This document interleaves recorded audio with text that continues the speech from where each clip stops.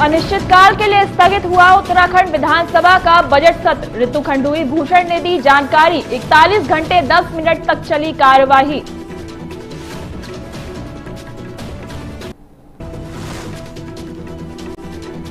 पंतनगर पहुंचे मुख्यमंत्री पुष्कर सिंह धामी। सीएम ने 4 दिवसीय किसान मेले का किया भव्य शुभारंभ।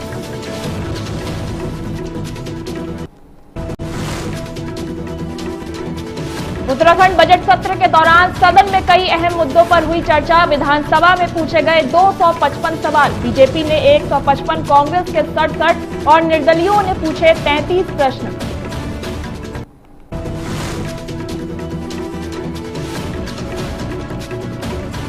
बाजपुर में सोशल मीडिया की पोस्ट से मचा बवाल। लोगों ने लगाए नारे, जमकर फूका सरकार का पुतला।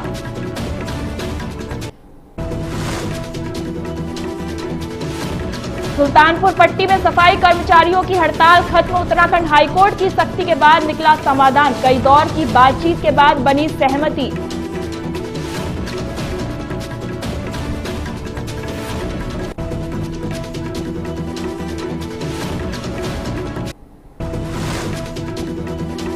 नमस्कार, आप देख रहे हैं न्यूज टीवी इंडिया और आपके साथ मैं हूं पर्णिका तिवारी। बुलेटिन की शुरुआत आज की बड़ी खबर के साथ। उत्तराखंड विधानसभा का बजट सत्र अब अनिश्चितकाल के लिए स्थगित कर दिया गया है। ये सत्र 9 मार्च से शुरू हुआ था और इस दौरान राज्य के वित्तीय वर्ष 2026 से 27 का बजट भी पास किया गया।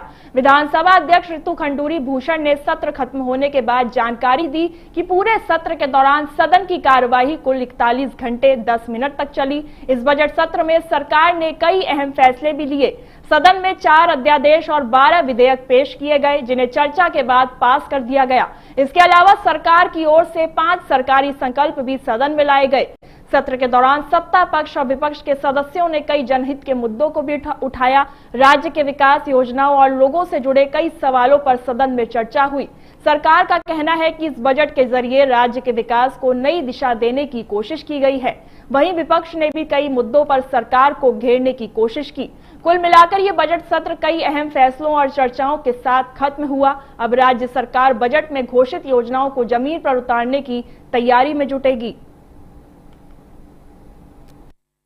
प्रथम सत्र आज हमारा संपन्न हुआ है। आपको जैसे सभी को याद होगा कि 9 मार्च से हमारा सत्र शुरू हुआ था और मैं आप सबको बताना चाहूंगी कि इसमें हमारे 4 अध्यादेश, 12 विधेयक हमारे आए। असरकारी संकल्प 5 थे। नियम 105 के प्रस्ताव 1, याचिकाएं 4, नियम 54 में 3, नियम 300 में 117, जिसमें से स्वीकृत 21वें ध्यान आकर्षण के लिए 30वें, नियम 53 की प्राप्त सूचनाएं 53, स्वीकृत 6, ध्यान आकर्षण 12, वक्तव्य 3 तथा केवल वक्तव्य 6, नियम 58 की प्राप्त सूचना 25, स्वीकृत 17।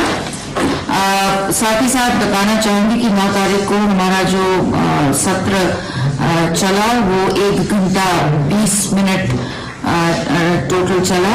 देखिए, विपक्ष का काम आरोप लगाना है, लेकिन विपक्ष ने जो बेबुनियाद और भ्रामक तथ्य सदन में रखे उन सबका जवाब दिया गया और बजट में तो चर्चा भी जारी है। अभी मुझे लगता है कि रात का 8:30-9 बज जाएगा। लेकिन ओवरऑल किस तरीके से देखें इस बजट को? ओवरऑल मैं समझता हूँ कि ये सत्र गैरसैंण के इतिहास का अगर आप समय अवधि में देखेंगे तो सबसे ज्यादा समय तक चलने वाला सत्र है।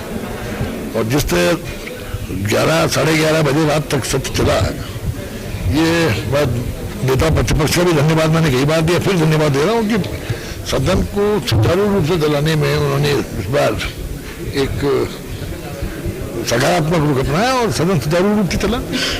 ठीक है, देखिए, बजट सत्र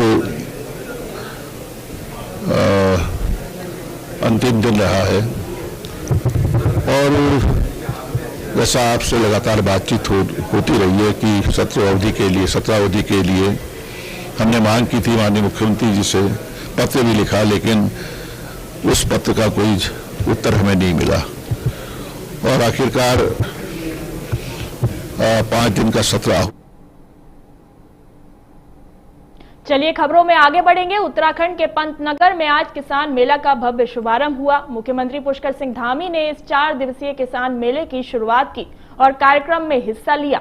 बता दें ये मेला 13 से 16 मार्च 2026 तक चलेगा। इस बार मेले का मुख्य विषय है सशक्त महिला समृद्ध खेती, जिसका मकसद महिला किसानों को आगे बढ़ाना और उन्हें नई जानकारी देना है। मेले में किसानों के लिए कई खास चीजें रखी गई हैं। यहाँ खरीफ फसलों और सब्जियों के उन्नत बीज, नए कृषि यंत्र और खेती की नई तकनीकें दिखाई जा रही हैं।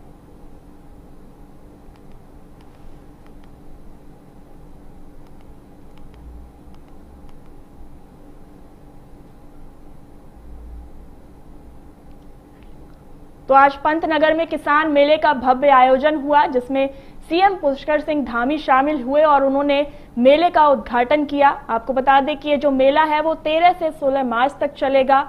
इस मेले में कई फसलों के बारे में बताया जाएगा। इस मेले का जो खास फोकस इस बार रहा है वो महिला किसानों पर रखा गया है।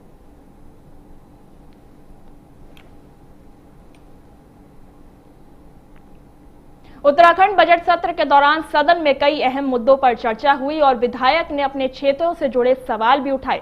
अब तक विधानसभा में कुल 255 प्रश्न रखे गए हैं। इनमें सबसे ज्यादा 155 सवाल बीजेपी विधायकों की ओर से पूछे गए हैं। वहीं कांग्रेस विधायकों ने 67 प्रश्न उठाए हैं, जबकि निर्दलीय विधायकों की ओर से 33 सवाल सदन में रखे गए। इस मुद्दे पर बीजेपी प्रदेश प्रवक्ता कमलेश रमन ने कहा कि बीजेपी विधायकों द्वारा सबसे ज्यादा सवाल पूछना ये दिखाता है कि वो अपने काम और जनता के मुद्दों को लेकर जागरूक हैं। उन्होंने कांग्रेस पर भी निशाना साधते हुए कहा कि विपक्ष ने बजट को ठीक से नहीं पढ़ा है, इसी वजह से विपक्ष के पास ज्यादा सवाल नहीं है और वो मुद्दों के साथ सामने नहीं आ पा रहा है। कमलेश रमन ने कहा कि मुख्यमंत्री और सरकार के सभी मंत्री सदन में मौजूद हैं और हर सवाल का जवाब देने के लिए तैयार हैं। उनका कहना है कि विधायकों का सवाल पूछना अच्छी बात है और इससे ये भी साफ होता है कि विधायक अपने क्षेत्रों और जनता के प्रति जिम्मेदार हैं। इसी बात है, ये तो पारदर्शिता हुई ना। हमारे जो विधायक है कितने सचेत है ये आप समझ सकते हैं, कितना कार्य करने वाले हैं ये भी आप देख रहे होंगे। लेकिन विपक्ष के पास जब कुछ मुद्दे ही नहीं है, कोई सवाल ही नहीं है और विपक्ष ने जब बजट पढ़ा ही नहीं है तो वो सवाल करेगा क्या। मुख्यमंत्री जी ने सही तो कहा विधानसभा सत्र के अंदर कि अगर एक बार विपक्ष बजट हमारा पढ़ लेता तो वो सवाल जवाब भी करता और हर सवाल का जवाब देने के लिए माननीय मुख्यमंत्री जी वहां खड़े हैं, हमारे मंत्री वहां पर है और अगर हमारे विधायक सवाल पूछ रहे हैं तो ये तो बहुत अच्छी बात है। इसका मतलब तो यही हुआ कि प्रदेश की सरकार बेहतर काम कर रही है, अच्छा काम कर रही है और हमारे विधायक जो है काम कर अपने क्षेत्र के प्रति बहुत ज्यादा सचेत है, जनता के प्रति जवाबदेही है और विश्वास पर खड़े उतर रहे हैं। तो जाहिर सी बात है अगर हमारे विधायक सवाल पूछ रहे हैं तो इसको गलत वे में थोड़े ले जाना चाहिए। ये तो बहुत अच्छी बात है कि और अच्छे कार्य हमारे होंगे, विकास कार्य होंगे, इस प्रदेश की सरकार अच्छे कार्य कर रही है। पर मैं अगर कांग्रेस की बात करूं तो उनके पास कोई मुद्दे नहीं बचे, कोई सवाल नहीं बचे, इसलिए बजट पढ़ते नहीं है, देखते नहीं है और बस खाली हाउल्ला मचाते हैं और जो हमारा सब। चलिए खबरों में आगे बढ़ेंगे। अगली खबर आ रही है बाजपुर से, जहां सोशल मीडिया पर की गई एक कथित टिप्पणी को लेकर माहौल गर्मा गया। दलित समाज के लोगों ने इस मामले को लेकर शुक्रवार को जोरदार प्रदर्शन किया। प्रदर्शनकारियों ने बाजपुर के बेरिया तिराहे पर इकट्ठा होकर बीजेपी सरकार के खिलाफ नारे लगाए और सरकार का पुतला भी फूका। उनका कहना है कि सोशल मीडिया पर दलित समाज और एक खास समुदाय के खिलाफ अभद्र टिप्पणी की गई है, जिससे लोगों की भावनाएं आहत हुई हैं। ये प्रदर्शन पूर्व ब्लॉक प्रमुख के पति और दलित नेता राजकुमार के नेतृत्व में हुआ। प्रदर्शन में बड़ी संख्या में दलित समाज के लोग शामिल हुए। प्रदर्शनकारियों का कहना है कि इस तरह की टिप्पणी समाज में नफरत फैलाने और भाईचारे को नुकसान पहुंचाने की कोशिश है। उन्होंने प्रशासन से मांग की है कि आरोपी बीजेपी नेता के खिलाफ तुरंत मुकदमा दर्ज किया जाए और सख्त कार्रवाई की जाए। दलित नेता राजकुमार ने चेतावनी देते हुए कहा कि अगर जल्द कार्रवाई नहीं की गई तो दलित समाज बड़ा आंदोलन करने के लिए मजबूर होगा। फिलहाल इस मामले को लेकर इलाके में तनाव का माहौल बना हुआ है और लोग प्रशासन की कार्रवाई का इंतजार कर रहे हैं।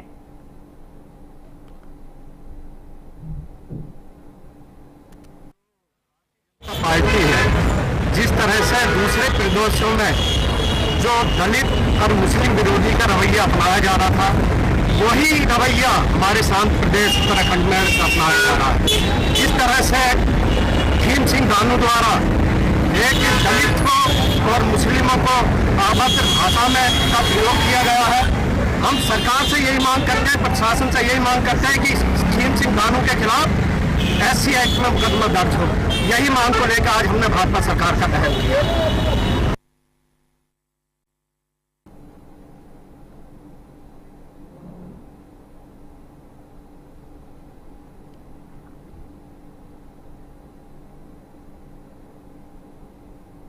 नगर पंचायत सुल्तानपुर पट्टी में सफाई कर्मचारियों की हड़ताल से फैली गंदगी का मामला अब हाईकोर्ट तक पहुंच गया था।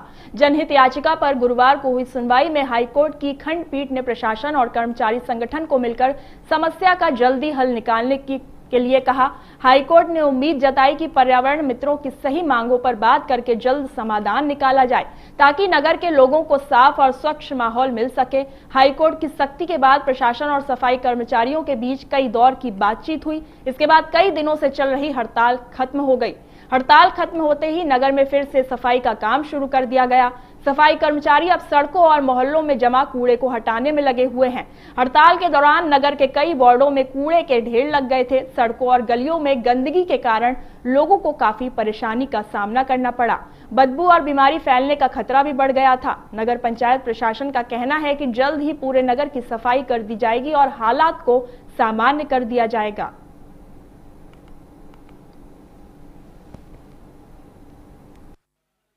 जो देवभूमि कर्मचारियों की सफाई कर्मचारियों की मांगों को लेकर हड़ताल थी, उसमें 3-4 दिन से वार्ता चल रही थी और जिसमें आज कुछ बिंदुओं को लेकर सहमति बनी है कि नए 7 कर्मचारियों के लिए अध्यक्ष महोदय द्वारा स्वीकृति प्रदान की गई है, जिसमें जो हमारे आउटसोर्स के ठेकेदार थे उनके प्रतिनिधि द्वारा भी सहमति जताई गई है कि उनको आगामी माह से नए रजिस्ट्रेशन में शामिल किया जाएगा। और 15 कर्मचारी अतिरिक्त जो रखे जाने की मांग थी वो हमने नहीं मानी है और एरियर के संबंध में हमने संबंधित फर्मों को एरियर गणना के लिए पत्र जारी करे हैं।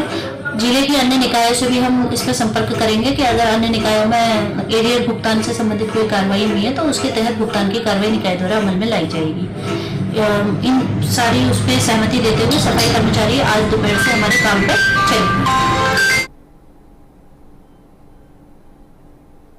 चलिए रुक करते हैं अगली खबर का। खबर पौड़ी से, जहां एलपीजी गैस की सप्लाई को सही रखने और घरेलू गैस को गलत इस्तेमाल से रोकने के लिए प्रशासन ने बड़ा अभियान चलाया। ये कार्रवाई जिलाधिकारी स्वाति एस भदौरिया के निर्देश पे की गई। जिले के कई इलाकों में प्रशासन और पूर्ति विभाग की टीमों ने अचानक जांच की। इसी दौरान कोट द्वार के लाल बत्ती चौराहे पर एक पिकअप वाहन को रोका गया। जांच में वाहन से 20 खाली कमर्शियल गैस सिलेंडर और 15 घरेलू सिलेंडर मिले।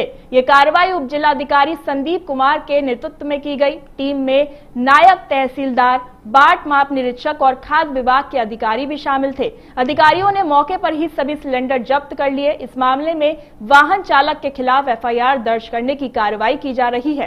प्रशासन ने पूरे जिले में जांच अभियान भी चलाया। इस दौरान कुल 230 जगहों पर निरीक्षण किया गया। इनमें 8 गैस गोदाम, 3 पेट्रोल पंप और 189 व्यावसायिक प्रतिष्ठान शामिल रहे। जांच के दौरान गड़बड़ी मिलने पर 2 मामलों में 46,000 रुपए का जुर्माना लगाया गया और 2 घरेलू सिलेंडर भी जब्त किए गए।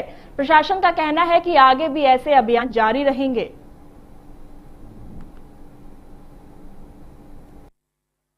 आज श्रीनगर में गाड़ी आई थी, जो नॉर्मली एक दिन छोड़ के गाड़ी आती है, और 288 उसमें गैस थी, जिसमें से लगभग 200 गैस वितरित हुई, जो नॉर्मल प्रक्रिया है। लेकिन हाँ, लोगों को ये लगा कि शायद गैस ना मिले या हमारी बुकिंग भी हमें ना मिले, ऐसा कुछ नहीं था, नॉर्मल प्रक्रिया थी। अब भी वहाँ गैस बचा है और कल वहाँ फिर गाड़ी आएगी। ऐसे पौड़ी में भी आज लगभग 288 के लगभग गैस की गाड़ी आई थी, सिलेंडर उसमें थे इतने, और लगभग 135 गैस सिलेंडर दिन तक बचे थे, तो नॉर्मल प्रक्रिया थी। और जहाँ तक बात है निरीक्षण की और कार्रवाई करने की, तो हमारी जो 15 टीम है वो लगातार निरीक्षण कर रही है। आज लगभग 9,200 रुपए का चालान भी हुआ है। एक एफआईआर दर्ज हुई है कोट द्वार में, जिसमें कुछ एक वाहन में कुछ 20 के लगभग खाली सिलेंडर, 15 के लगभग।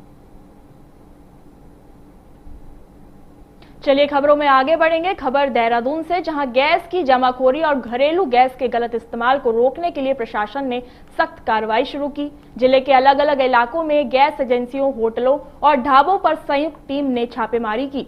जांच के दौरान 10 गैस एजेंसियों पर कार्रवाई की गई और कई जगहों पर रिकॉर्ड की भी जांच की गई। टीम ने होटल और ढाबों में घरेलू गैस सिलेंडर के इस्तेमाल को लेकर भी सख्ती दिखाई। कार्रवाई के दौरान 12 घरेलू गैस सिलेंडर जब्त किए गए। प्रशासन का कहना है कि घरेलू गैस का इस्तेमाल सिर्फ घरों के लिए होता है, लेकिन कुछ लोग इसका इस्तेमाल होटल और ढाबों में कर रहे थे। वहीं ऋषिकेश में अवैध गैस रिफिलिंग का भी मामला सामने आया। यहां एक गाड़ी से 37 गैस सिलेंडर बरामद किए गए। इस मामले में 2 लोगों के खिलाफ मुकदमा दर्ज किया गया। सहसपुर में भी एक पीजी हॉस्टल में घरेलू गैस सिलेंडर का इस्तेमाल पकड़ा गया। प्रशासन ने वहां भी कार्रवाई करते हुए सिलेंडर जब्त किए। प्रशासन का कहना है कि जमाखोरी और कालाबाजारी को रोकने के लिए आगे भी ऐसे अभियान लगातार चलाए जाएंगे।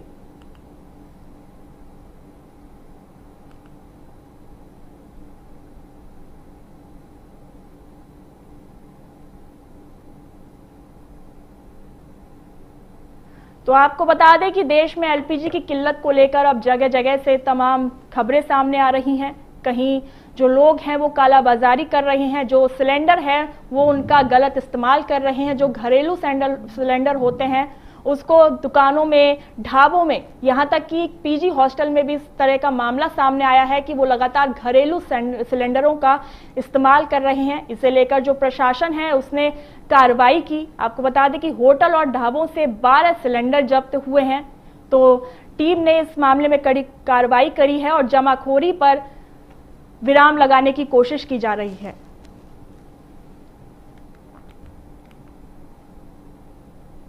चलिए अगली खबर रुड़की से, जहां विश्व प्रसिद्ध पिरान कलियर क्षेत्र में सिंचाई विभाग ने भू माफियाओं के खिलाफ बड़ा अभियान शुरू कर दिया है। विभाग ने साफ कर दिया है कि अब सरकारी जमीन पर अवैध कब्जा करने वालों के खिलाफ सख्त कार्रवाई की जाएगी। जानकारी के मुताबिक गंग नहर की कावड़ पटरी के किनारे कुछ लोगों ने नियमों को नजरअंदाज करते हुए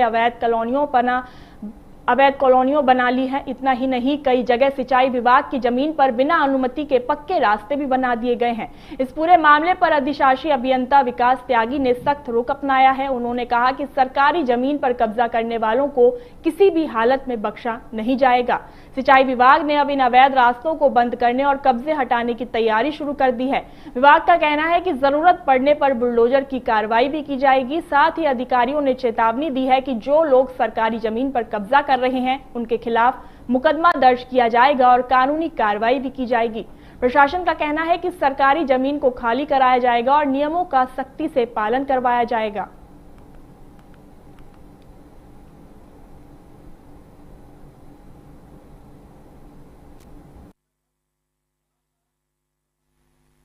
रास्तों को लेकर हमारी किसी भूमि पर कोई कब्जा नहीं है। दूसरी बात है कि जहां कोई कब्जा करने की कोशिश करेगा तो बिल्कुल सख्त निर्देश है, किसी भी तरीके से कोई भी ढिलाई उसमें नहीं बरती जाएगी। एक सूचना जो हमें अभी प्राप्त हुई थी वो हमने देख लिया है, उसको तत्काल बंद करा दिया है। ये प्रोटेक्टेड फॉरेस्ट में कुछ हमने एक पट्टी नहर के किनारे फॉरेस्ट को दी हुई है, उस पट्टी में से कुछ पेड़ वेड़ वहां पे कुछ कम दिखाई दिए तो उस पर सख्त कार्रवाई की जा रही है। कोई परमिशन सिंचाई विभाग नहीं देगा। हम लोगों का सख्त रवैया शुरू से ही है इस मामले में। नहर के किनारे जो माननीय एनजीटी के निर्देश हैं और हमारी सरकार की तरफ से जो निर्देश है उनका बिल्कुल अक्षरश अनुपालन यहाँ हम जनपद हरिद्वार में विभाग द्वारा किया जा रहा है। इसके साथ साथ जो अगर दूसरी अथॉरिटीज है जैसे यहाँ का विकास प्राधिकरण है उन लोगों को भी हमने कम्युनिकेट किया हुआ है कि नहर के किनारे आप किसी भी कॉलोनी को, किसी को बिजली पानी का कनेक्शन, नक्शा पास, इस तरह की अनुमति न। चलिए खबरों में आगे बढ़ते हैं। खबर हरिद्वार से। हरिद्वार पुलिस को ऑपरेशन स्माइल 2026 के तहत बड़ी सफलता मिली है। पुलिस ने करीब 2 साल से लापता एक 8 साल के बच्चे को ढूंढकर सुरक्षित उसके परिवार से मिलाया। जानकारी के मुताबिक ये बच्चा उत्तर प्रदेश के रामपुर में एक राजकीय बाल गृह में मिला। सूचना मिलने के बाद एएचटीयू की टीम मौके पर पहुंची और बच्चे की पहचान की पुष्टि की। इसके बाद पुलिस ने बच्चे के परिवार की तलाश शुरू की। जांच के दौरान पता चला कि बच्चे के परिजन हरियाणा के कुरुक्षेत्र में मजदूरी कर रहे हैं। पुलिस ने अलग अलग माध्यमों से संपर्क कर परिजनों को ढूंढ निकाला। बाद में बच्चे और उसके परिजनों को बाल कल्याण समिति के सामने पेश किया। समिति के आदेश के बाद बच्चे को उसकी मां को सौंप दिया गया। करीब 2 साल बाद अपने बेटे को देखकर परिवार के लोग भावुक हो गए और हरिद्वार पुलिस का धन्यवाद किया। ये पूरी कार्रवाई एसएसपी नवनीत सिंह के निर्देश पर की गई। पुलिस का कहना है कि ऑपरेशन स्माइल के तहत गुमशुदा बच्चों की तलाश लगातार जारी रहेगी।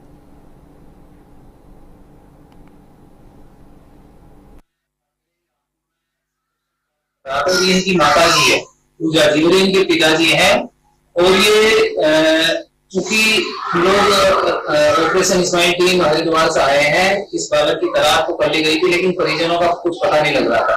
और ये जो इनके द्वारा हरिद्वार कोतवाली में मुकदमा लिखा गया था इसके संबंध में कि गुमशुदगी के संबंध में, मुकदमा अपराध संख्या 824/2024 में उनके पिताजी द्वारा लिखा गया था। तो आज लगभग 2 साल बाद ये बालक इनको सुपुर्द किया जा रहा है। आप क्या कहेंगे, आपका जो बालक आज मिला है? हमारा बालक मिल गया, बहुत मांगा था, मिला। अच्छा, मन्नत भी मांगी आप लोगों ने? कहाँ मन्नत मांगी है? ये बता रहे थे कि वैष्णो देवी हम लोग पैदल गए हैं, बालाजी हम पैदल गए हैं और मन्नत मांगे कि जिस दिन हमारा बच्चा मिल जाएगा हमको। चलिए खबरों में आगे बढ़ते हैं। खबर हरिद्वार से, जहां गैस सिलेंडर की किल्लत के बीच अब लोग खाना बनाने के लिए इंडक्शन चूल्हे का सहारा ले रहे हैं। जिन घरों में गैस नहीं है या लोग गैस बचाना चाहते हैं वो अब इलेक्ट्रिकल्स की दुकानों पर जाकर इंडक्शन चूल्हा खरीद रहे हैं। हरिद्वार की दुकानों पर इन दिनों इंडक्शन चूल्हा खरीदने वालों की भीड़ लगी रहती है। दुकानदारों का कहना है कि पिछले 4 दिनों में इन चूल्हों की डिमांड बहुत बढ़ गई है। इतना ही नहीं, कई कंपनियों के स्टॉक भी खत्म हो गए हैं। ग्राहक बताते हैं कि सिलेंडर खत्म होने या बचाने की वजह से उन्हें मजबूरी में इंडक्शन चूल्हा खरीदना पड़ रहा है। अब लोग उसी पर खाना बना रहे हैं। इस दौरान दुकानदारों के लिए ये समय अच्छा साबित हो रहा है, क्योंकि इंडक्शन चूल्हों की बिक्री काफी तेजी से बढ़ रही है। कुल मिलाकर गैस की किल्लत ने लोगों को इंडक्शन चूल्हे की ओर मोड़ा है और इलेक्ट्रिकल कारोबारियों के लिए ये सुनहरा मौका बन गया है।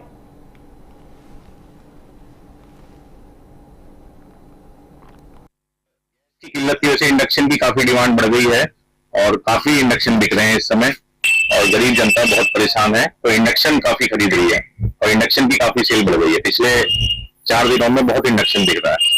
कंपनियों पे माल नहीं है इस समय, बहुत शॉर्टेज है माल की और यही कहेंगे हम तो कि गैस की सप्लाई सही हो तो सब ठीक रहेगा।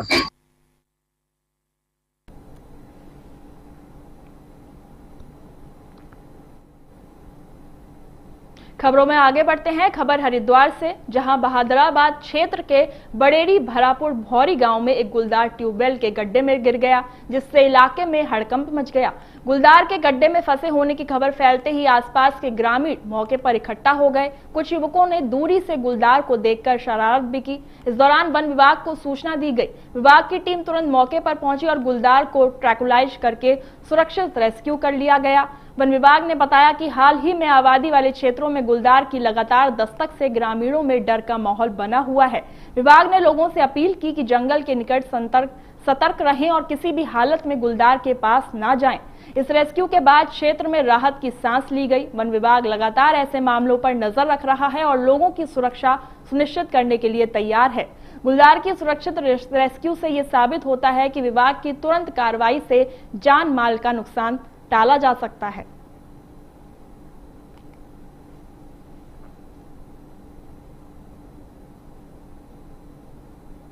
तो खबर हरिद्वार से, जहां एक गुलदार जो है वो ट्यूबवेल में गिर गया, जिसके बाद ग्रामीणों ने वन विभाग को सूचना दी। इसके बाद उसे रेस्क्यू किया गया।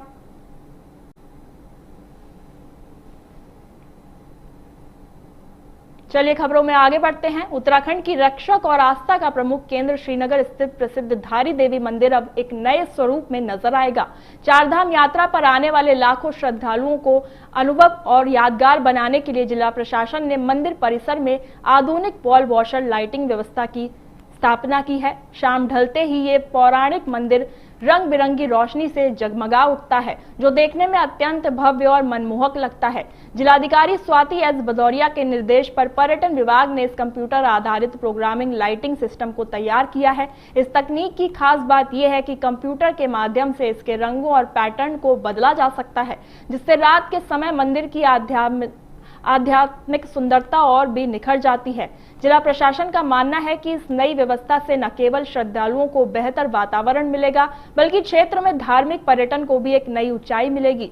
धारी देवी के बाद अब जिले की अन्य प्रमुख मंदिरों को भी इसी तरह सजाने की योजना बनाई जा रही है।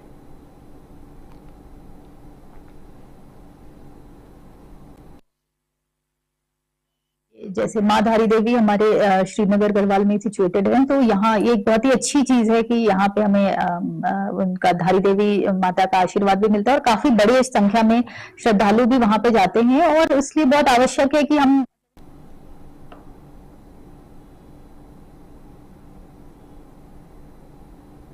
चलिए आपको लिए चलते हैं सीधे पंतनगर, जहां मुख्यमंत्री पुष्कर सिंह धामी मौजूद हैं और वो क्या कुछ बता रहे हैं आपको दिखाते हैं।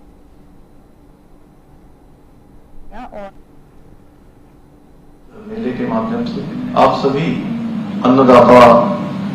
अन्नदाताओं के बीच में उपस्थित होने का शुभ अवसर प्राप्त हुआ है।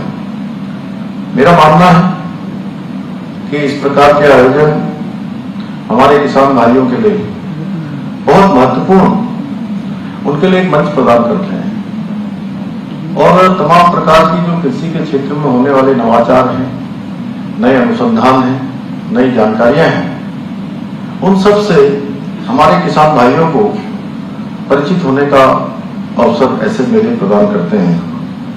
क्योंकि यहाँ पर एक ही स्थान पर हमारे किसान भाई बहन जो आधुनिक कृषि तकनीकें हैं, उन्नत बीज हैं, नए कृषि यंत्र हैं, उनकी भी जानकारी प्राप्त कर सकते हैं। इसके अलावा हमें कृषि विशेषज्ञों से भी सीधे संवाद करने का और परस्पर अनुभवों को साझा करने का मौका मिलता है। मुझे पूरा विश्वास है कि इस मेले में प्रदर्शित आधुनिक तकनीकें, नवाचार हमारे किसान भाइयों के लिए बेहद लाभकारी होंगी और काफी उपयोगी उनके लिए साबित होंगी। मेरे किसान भाई बहनों, आप लोग देश के अन्नदाता ही नहीं है, बल्कि देश के वीर सैनिकों के भांति हमारे देश और समाज के असली नायक हैं, जो लगातार अपना खून पसीना बहाकर लोगों को अन्न उपलब्ध कराने का काम करते हैं।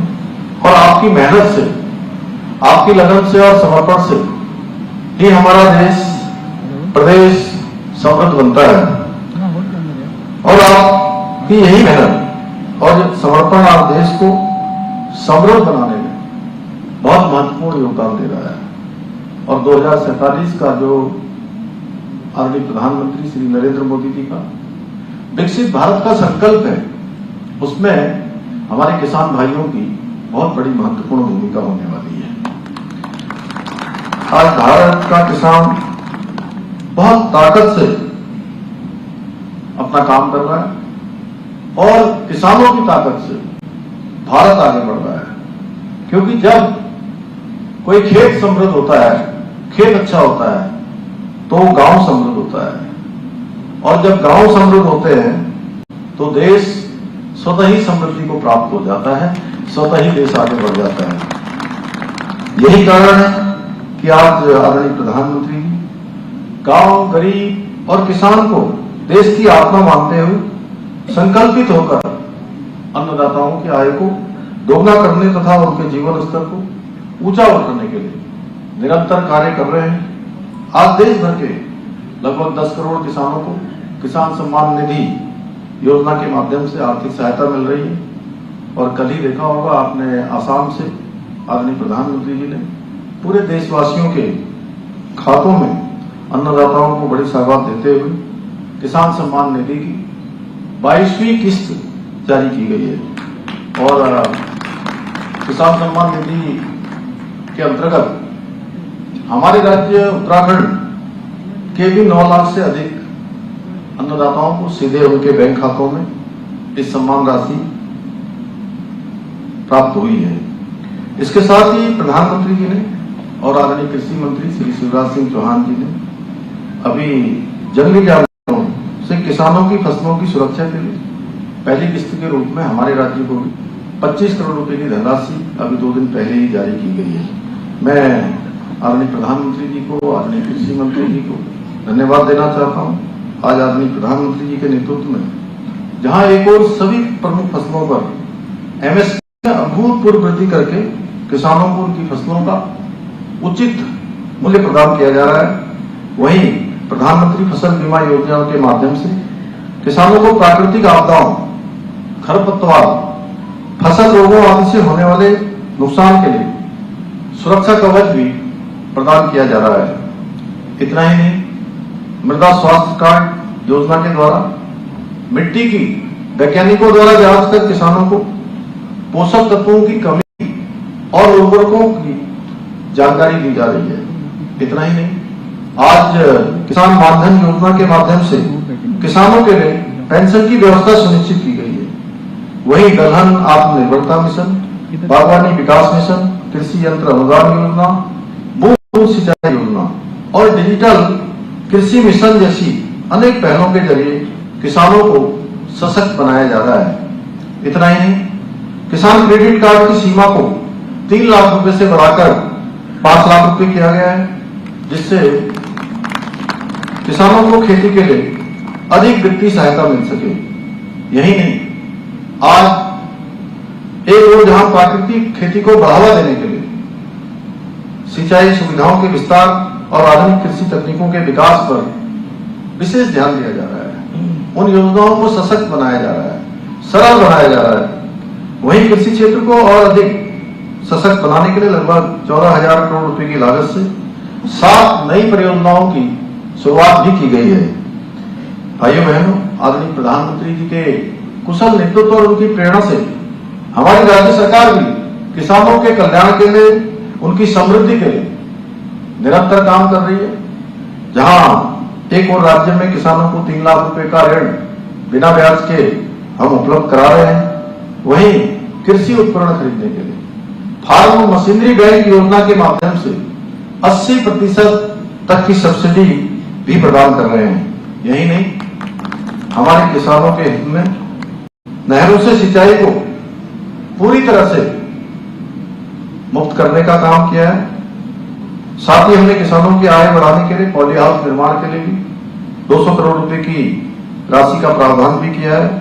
मुझे ये बताते हुए अत्यंत हर्ष हो रहा है कि इसके अंतर्गत अब तक राज्य में लगभग 115 करोड़ रुपए की सहायता से करीब 350 पॉली हाउस स्थापित किए जा चुके हैं। इसके अलावा गेहूं खरीद पर किसानों को 20 रुपए प्रति क्विंटल बोनस दिया जा रहा है और गन्ने के मूल्य में 30 रुपए प्रति क्विंटल की वृद्धि भी की गई। आप सबको पता है कि उत्तर प्रदेश जो कि हमारे